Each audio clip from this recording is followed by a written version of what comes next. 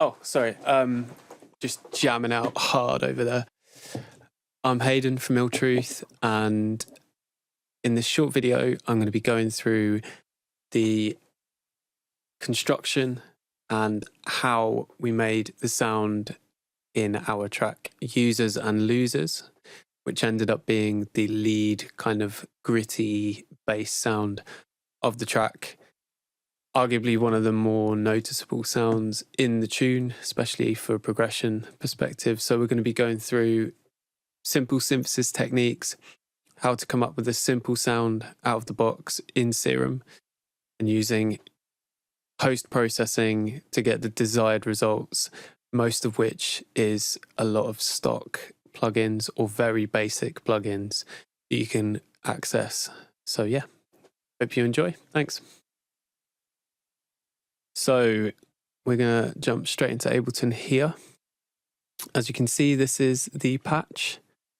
It's a fairly long chain, but most of this is used for like progression techniques. So I'm just going to collapse all of this here. The sound itself in context is this.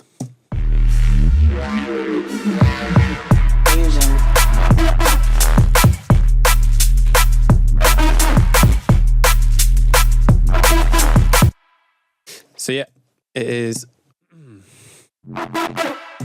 this guy here. Again, 3-note hook. What more could you ask for? I think there's maybe some octave changes. Oh, crazy. And yeah, 3 notes. That's it. That's all you need. The rule of 3. The patch itself, without any of this post-processing here, sounds a little bit like this. It's nothing, it's not anything life-changing or anything like that, but it does the job. So running into Serum, we've got 2 oscillators, 2 main oscillators, A and B, layered with a sub-oscillator and a noise oscillator. Envelope 2 is doing some pitch modulation here. And it doesn't look like it's doing loads, but the initial pitch comes up. It subtly dips down on the duration of the track. And then when the keys stop, you get this kind of 808 release, almost like pitch drop happening. So you can hear right at the end, you get this bend with the pitch. Other than that, a lot of this sound is just constructed via LFO2. So as you can see here, LFO2 is doing all the amp modulation on the sub, noise, both oscillators and filter movement. So without this, you get this. I mean, the smooth doesn't really demonstrate it that well, but essentially this is doing a lot. As you can see here, the filter's only routed to oscillator A, and it's on a phaser shape. There's some unison going on both oscillators. So as you may imagine, the sound is pretty wide at this stage. If you jump into the effects chain, this diode 1 is honing in on that low mid area, and it's on a full mix. It's doing quite a lot at this stage in the track. So if I turn it off, yeah, it's awful. This is really squashing this sub oscillator, the noise oscillator, and creating this kind of crunch. But at this point, it's not overly crunched. It's just at a point where you're starting to develop the sound bit by bit. And this is how we typically like to work generally across the board, whether it's drums, vocals, leads, anything, any type of processing. It's this push-pull effect, which is a little bit of processing here, and then we might back it off slightly later down the line, then add another little bit, then back it off, then another bit, then back it off, rather than going full 100% on one type of distortion or, reverb or EQing or compression. This is kind of how we've always worked with our sound. The compressor isn't actually doing anything. I think it's just giving a little bit of gain. EQ again isn't doing much. There's a slight amount of gain on the lows. It's a little bit of reverb, which is probably 10%, not even 10%. And then we've got some chorus and phaser. So the chorus and phaser are adding again more stereo width. So there's a point later in the chain, well, next in the chain, where we address that. And that's pretty much it for Serum. We're not going to dive deep into, all of this stuff. A lot of what we do is trial and error. So this might have started out as a completely different wavetable shape, and then we've just flicked through and, you hit strike gold or something later down the line. You're like, oh, that sounds like much better than what we initially had. So, there's no hidden secrets here. It is what you see, and a lot of what you see is probably from trial and error or flukes. But the post-processing is where we get the magic out of this. So jumping straight into here, we've got a utility. This, as I said before, there's a lot of unison and width and stereo imaging going on. So we've got the unison plugin to tuck in the width a little bit, control that low, mid, and sub area. You can hear. It's just centering that sub. And I think at this stage, usually if things are out of phase, and I can see it on my meters or on my other screen, which you guys can't see, it was probably running so out of phase. So I've done this to tuck it all in. And then saying that, I've done that and then given it some more width with 2 voices of chorus on the Tau chorus. It's probably about a 40% mix.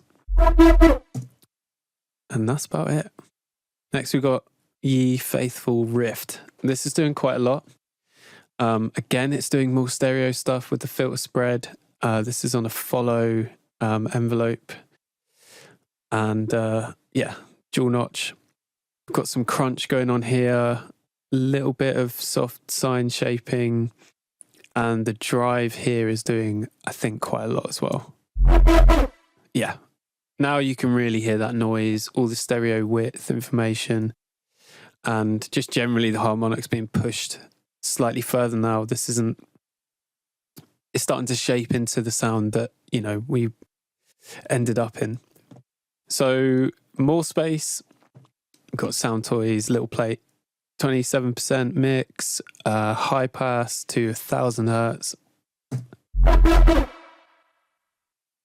So you can hear that space and that tail is dropping off. I wanted to create a nice kind of airy, bright tail at this point so that you can further distort it and saturate it for the tail to kind of be blown up even more, get some interesting harmonics and character out of the tail end of it. Density, I'm sure you all know about Density, but if you don't, get to know, they're free plugins from Air Windows. We've been using them for probably about 10 years and they never fail. Now, this is doing quite a lot, so you'll hear what this is doing. Especially to that tail. It's really giving this bite now to the, especially that pitch bend at the end of the pitch envelope within Serum. You're getting this kind of really nice, like whipping, bite, gritty character. And again, more saturation. Got soft sine shape here. 3 dB, turning the output down, but it's being clipped. So again, this is driving that noise and the sub level all together, really creating that gelled crunch. A little bit of compression.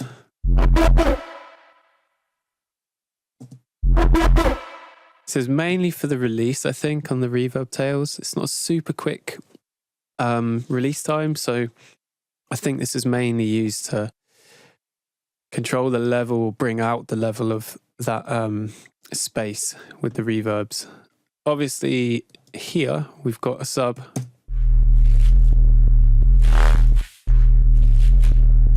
That's running through the tune anyway. So this was a sound that Jay initially had sort of sent it my way, and then this was developed even further on my end, so that's why it's all in audio. The progression bass here, because we have that sub, obviously we can't have loads of subs clashing, so giving it a low cut brought out a bit more of the bite and that kind of grittiness at the top end, and scooped out this kind of ringy, resonant 500 hertz area. All of this stuff here is all arrangement, automation stuff, so yeah, you don't need to worry about that. And then another EQ to top it off, just helping reduce all that muddiness in the lows and low mids, and again bringing out a bit more of that tone in the sort of high mids. And then finally, saturator, just to make sure it doesn't go over 0. And that's the sound. That is the main lead sound from Users and Losers. So in context.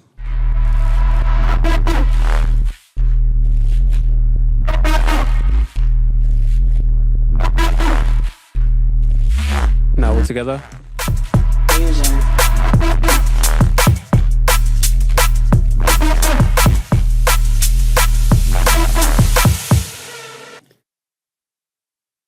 And that is the all of it. So I hope you enjoyed it. I hope it's useful. Again, we're not diving too in depth, but everything we do is Ill Truth with production. We like to think is fairly simple techniques, utilizing certain tools in small increments, that push and pull effect, and utilizing simple sounds to develop something more complex. And that's it. Well, I hope you enjoyed. And if you haven't got it, go and get the Users and Losers EP now, which is out on Overview. Thank you very much.